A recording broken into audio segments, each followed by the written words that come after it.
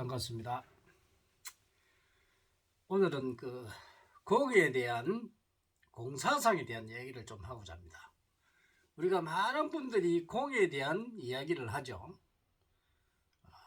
큰 스님부터 전례적으로 내려오면서 부처님의 이 가르침 공에 대한 것을 여러 가지 방면에서 설명을 합니다. 그러나 이 공이란 무엇인가? 이 공의 근본을 알아야 됩니다. 그래서 이제 우리가 공을 설명하시는 분을 보면은 이 연기법에 대한 이제 공을 많이 이야기를 하고, 또 건강경이나 반야신경, 또 기타 여러 가지 이제 이 서적을 보면서 이 공에 대한 설명을 많이 합니다. 그래서 이제 이 공이란 이 개념, 이게 우리가 지금 현대는 과학이 발달되어 있죠. 그래서 이 과학에 의한 공이 실제로 존재를 하느냐, 존재를 하지 않느냐, 여기에 대한 걸 알아야 됩니다. 그래서 우리가 공사상 하면서도 많은 분들이 이게 공이다, 저게 공이다, 이야기를 많이 해요. 이 공에 대한 이해를 하지 않으면 우리가 지혜를 얻을 수가 없습니다. 이 공은 우리가 가장 근본이죠. 근본이 바로 공인데, 이 공을 설명해서 연기법에 의해서 공을 이렇게 설명을 합니다.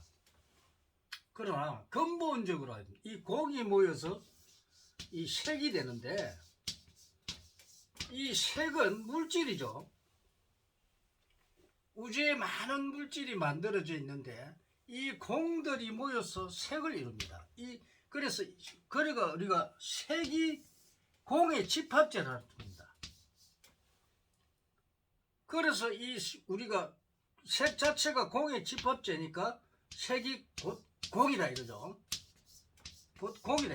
근데 공인데 색을 이룬다 하니까 이게 아주 미묘하죠. 정말 우리가 알 수 없는, 보이지 않는 이러기다 보니까 그냥 이럴 것이다만 어떤 정신적인 결론만 가지고 이야기를 하고 있습니다. 그러나 우리가 이거를 정신적으로 볼 게 아니고 과학적으로 봐야 됩니다. 이 공사상 우리가 정말 꼭 알아야 되는데, 이 공은 연기법에서 온 게 아니고 공으로부터 연기법이 만들어졌다는 겁니다. 그 이유를 알아야 된다. 근데 이유를 모르고 우리가 공하면서도 사람들이 거의 역으로 추산해가지고 공을 찾으려고 합니다. 그러나 지금은 과학시대죠. 과학을 모르고서 어떻게 공을 찾느냐?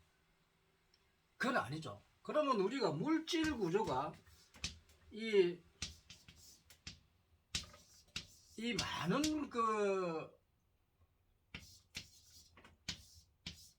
이런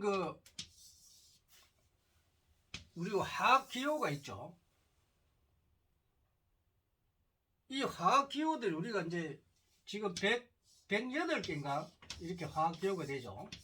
옛날에 104개 이랬는데 지금은 또 많이 이제 발전이 됐을 겁니다. 그러면 이 수소를 이루는 우리가 이 하나를 보면은 수소를 이루는 이 초미립자들이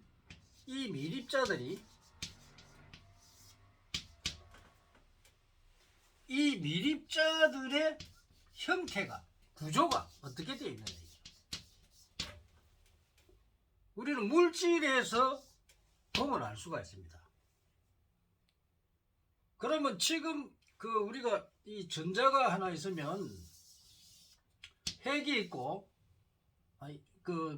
수소 물질에서는 핵이 있고, 이제 원자나 분자로 구성이 되어 있고, 이걸 또 원자가 되죠.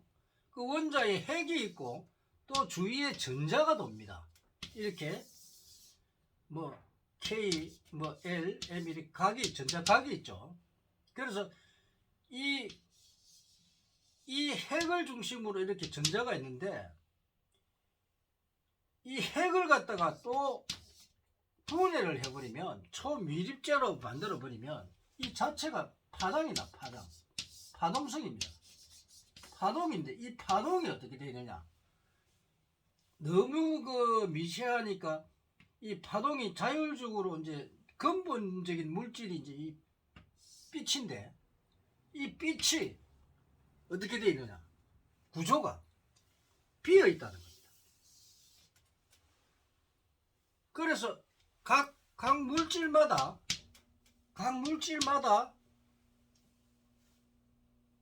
이거를 갖다가 초미분을 해버리면 파동성으로 다 변한다는 겁니다.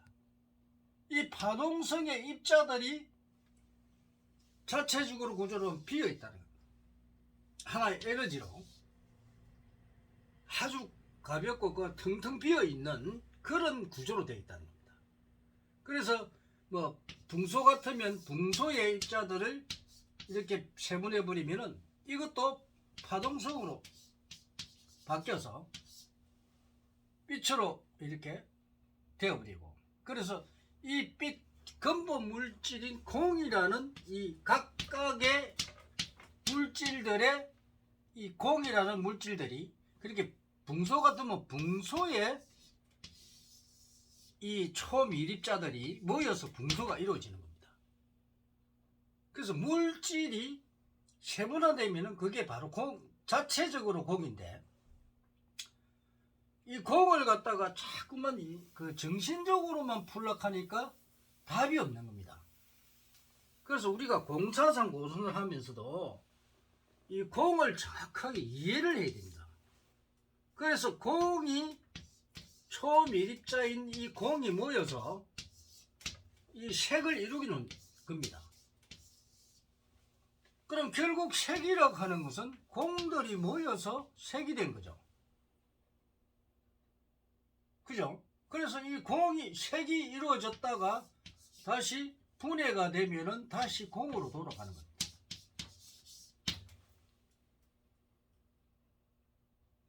그래서 이 색, 우리가 이 공이고 색이요, 색이고 공이다. 색이나 공이 두 길이 아니다. 이 말은 이 불교에서 상당히 중요한 말인데, 그래서 우리가 이제 이거를 설명하기 위해서 어떤 사람은 뭐 연필을 가지고 설명을 하기도 하고, 뭐 여러 가지 물질을 넣고 물질이 여기 있는데 이게 없어지면 이 공간, 이 물질과 이 공간 자체를 하면서 이 자체에 색이 있지만 그게 공이다, 이런 식으로 이야기를 하고, 이 공의 개념, 이 근본을 아직도 못 깨우쳤다는 겁니다.